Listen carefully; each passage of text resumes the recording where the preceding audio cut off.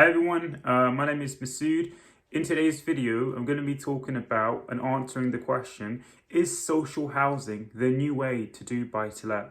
So, with the legislation that the government have put in place over the past year to protect tenants from being evicted by their landlords if they're not paying rent or in arrears, this leaves landlords in a very difficult position because they're not able to basically recoup their rent, and they have to answer to lenders to pay their finance costs, their mortgage. So, the government is basically acting in a more sort of left-wing position, and the legislation is geared towards protecting the tenant. There's been an extension on eviction notices from last year. I kind of think, like, where is this actually heading? And is the private rental market for buy-to-let actually even worth the trouble nowadays? Landlords, I think the alternative to this is they kind of have to think differently.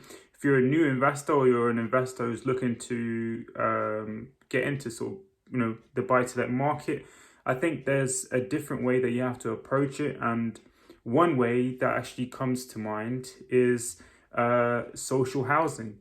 So social housing is where you rent your property to a housing provider.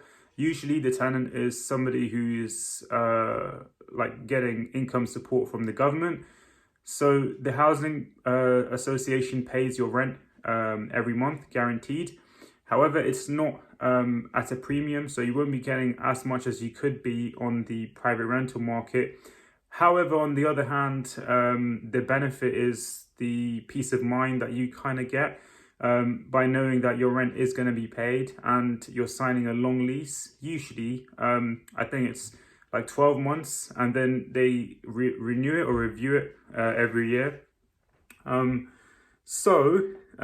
Is this the new way to do buy-to-let? I think I don't know. It's definitely a solution to the actual things the government is putting out now.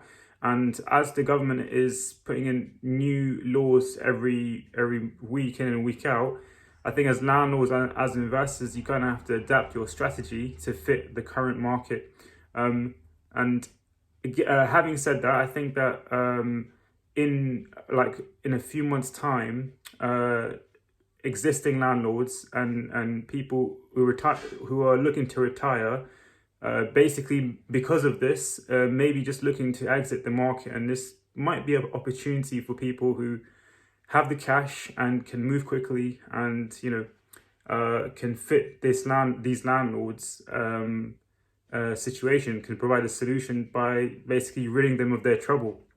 So yeah, social housing, I think that's a really good step in the future rental market.